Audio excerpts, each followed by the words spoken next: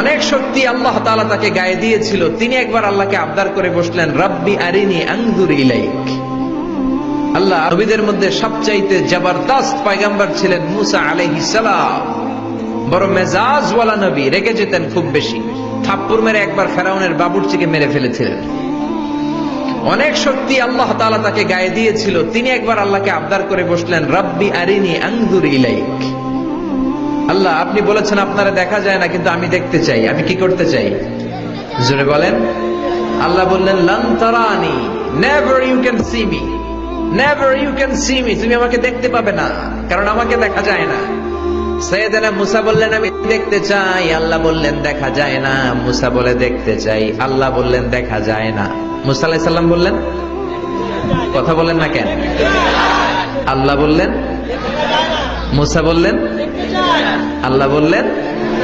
মুসা বলে দেখতে চায়, আল্লাহ বলে দেখা যায় না।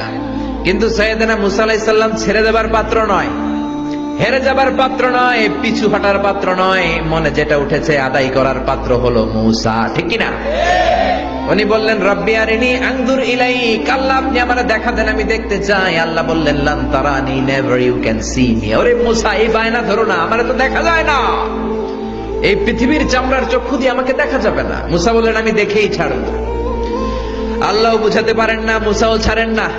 অবশেষে নবীর আবদার রব্বুল আলামিন শুনতে রাজি হলেন। আল্লাহ বললেন, মুসা, আগামীকাল অমুক সময়ে গোসল করে ওযু করে তুর পাহাড়ে চলে আসবা।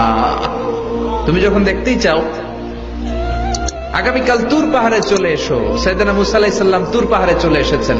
কারণ উনার ফিলিংস আমাদের ফিলিংস একরকম নয়। আমরা কি আল্লাহর কথা শুনি? জোরে বলেন। কিন্তু ওয়াকাল্লামাল্লাহু মুসা তাকলিমা, উনি আল্লাহর কথা শুনতেন।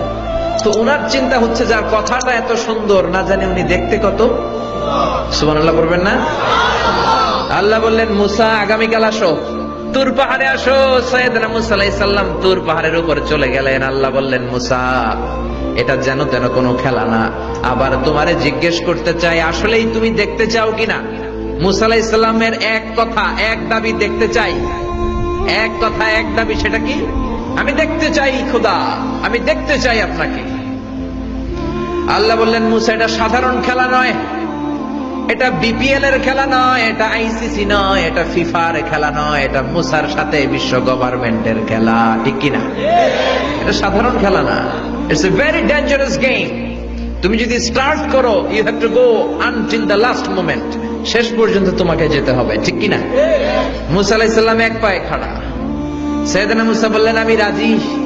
আল্লাহ বললেন, ওকে, তাহলে খেলা শুরু করে দিলাম। ও মুসা, তুমি দাঁড়িয়ে থাকো, খেলা এখন শুরু হয়ে যাবে। রব্বুল আলামিন মুসা আলাইহিস সালামের চারিদিকে অন্ধকার করে দিলেন। কি করে দিলেন? চারিদিকে 4 ফারসাক এলাকা, 1 ফারসাকে 12 মাইল, 4 ফারসাকে অনেক লম্বা একটা জায়গা, 3 × 36 কিলোমিটার জায়গা আল্লাহ অন্ধকার করে দিলেন। ঘুটঘুটে অন্ধকার, এত অন্ধকার সাইয়েদনা মুসা আলাইহিস সালাম নিজের হাতটাও নিজে দেখে না। এবার মনের মধ্যে একটু ভয় চলে আসছে। কোন আওয়াজ নাই, অন্ধকার। এবার মনের মধ্যে ভয় এসেছে, কিন্তু আল্লাহকে দেখতে চায়। ওই নেশায় এখন অন্তরের মধ্যে কিছু সাহস আছে না নাই? সাহস নিয়ে দাঁড়িয়ে আছে। এবার আল্লাহ চারিদিকে আলোকিত করে দিলেন। এবার বললেন, মুসা, আরো কিছু কাজ আছে। তোমার চারদিকে 4 ফারসাক এরিয়ার মধ্যে কোনো প্রাণী থাকতে পারবে না। কোনো মশা থাকবে না, মাছি থাকবে না, ইঁদুর থাকবে না, ব্যাঙ থাকবে না, পাখি থাকবে না। সবগুলো পশু আর প্রাণীকে বললেন, আল্লাহ বললেন, তোমরা বাইরে চলে যাও, বাউন্ডারির বাইরে চলে যাও। বাংলাদেশের সাথে ইন্ডিয়ার খেলা, আপনারা দর্শক মাঠে ঢুকতে পারবেন?